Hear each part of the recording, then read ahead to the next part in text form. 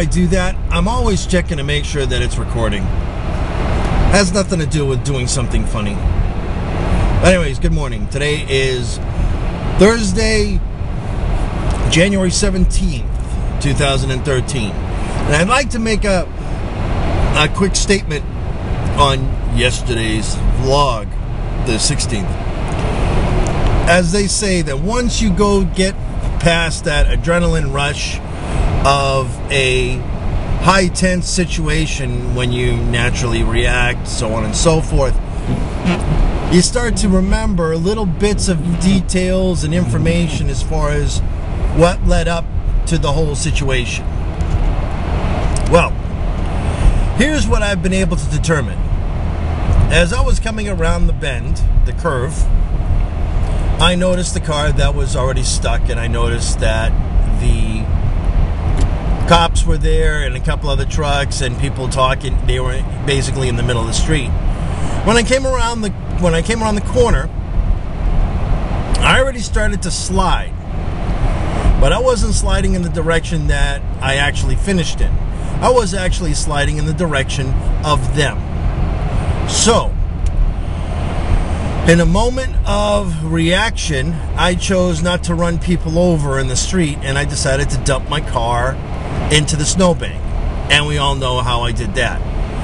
Pretty much what I ended up doing, as I remember, because as I was trying to recover and get back onto the road, I had cut my wheel all the way to the right.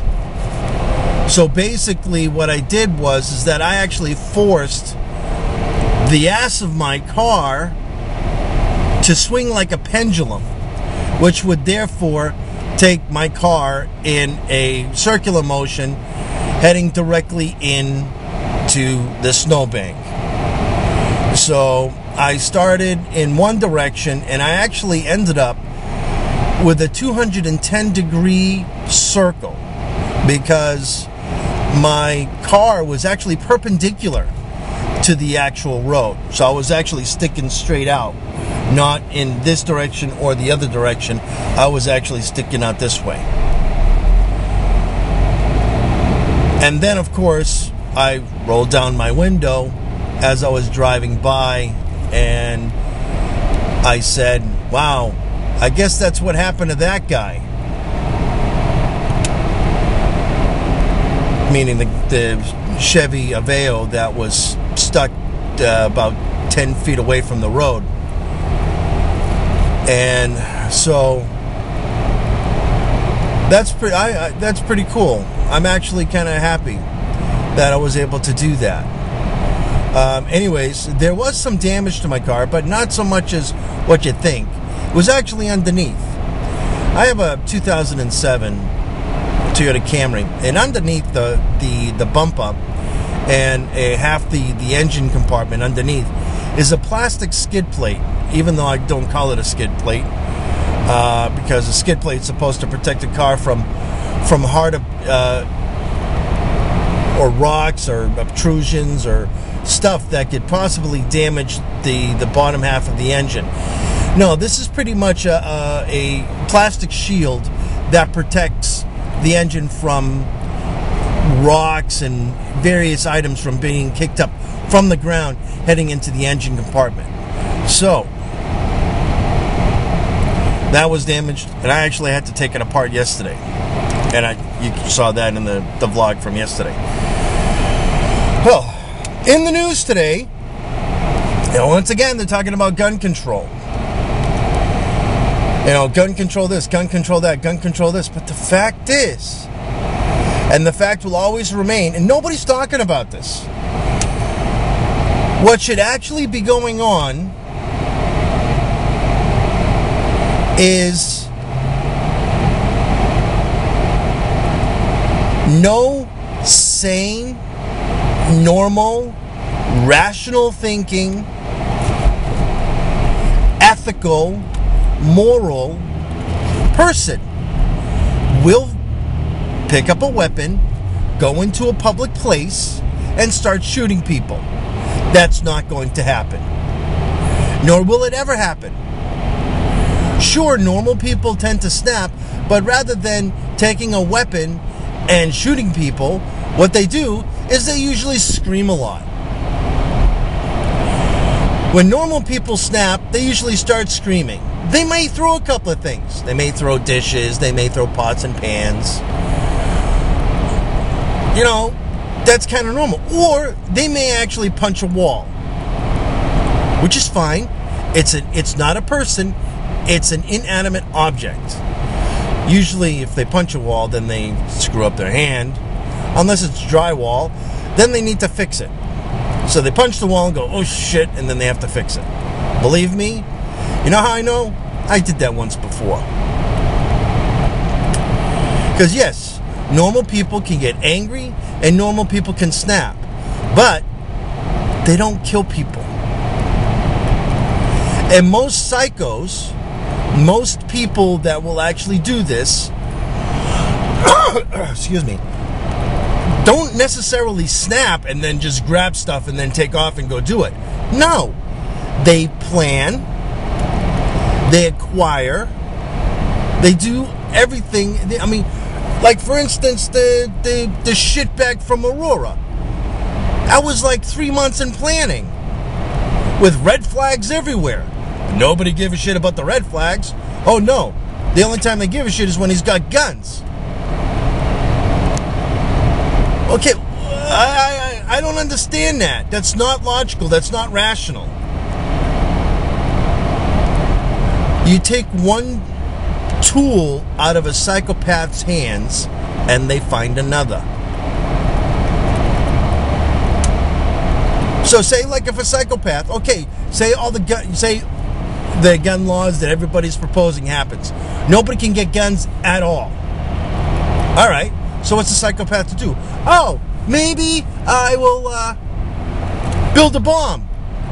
Because I want to die anyways. Because all these psychopaths want to die. They don't want to get caught. With the exception of the moron in Aurora. I don't know what's up his ass. That guy needs to get his ass seriously punched and hit with a bat. And yeah, seriously, just... You know, let a football team tackle the shit out of him. Hard. And so,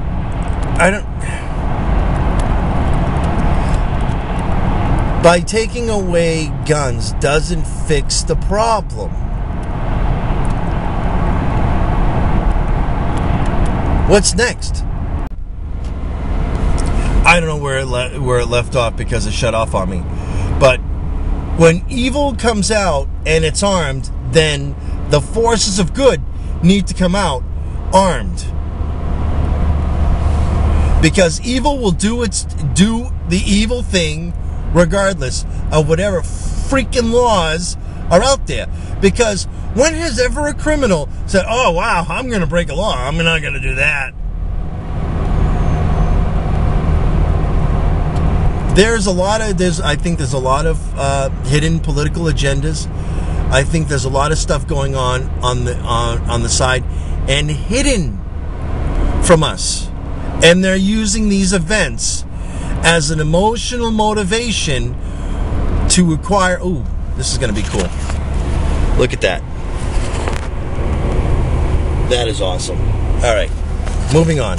Okay, so people are using... Politicians are using the events that have gone on as a motivation, as an inspiring call to action. But the fact is that once it's all done, and once good people, have their weapons taken away from them,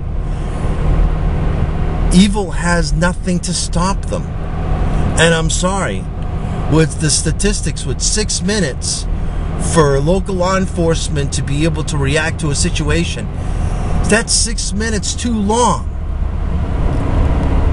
People are going to get shot. And the criminals, they might even be able to get away with it. To do it again.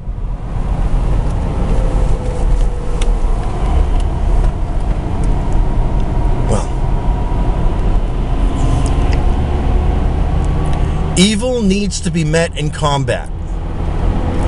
Whenever evil wants to do battle, good needs to rise up and needs to take the trash out. And that's all I have to say about that. So, I understand. I mean, believe it or not, I'm a parent. I got emotionally tied to the situation in Connecticut. Who didn't? Who didn't get? I mean, especially on that issue of People magazine. Tell me one person that doesn't get affected by that cover. I know I was, but I also remain rational. You don't want to give criminals more power than they already have. As it is, they already have too much power. We want to take it away. We want to balance the odds. Right now, they're not balanced. So wake up, people. I'll talk to you later. I got to get to the JOB. Have a glorious day. I'm done. No, seriously, I am done. Don't you have something to do?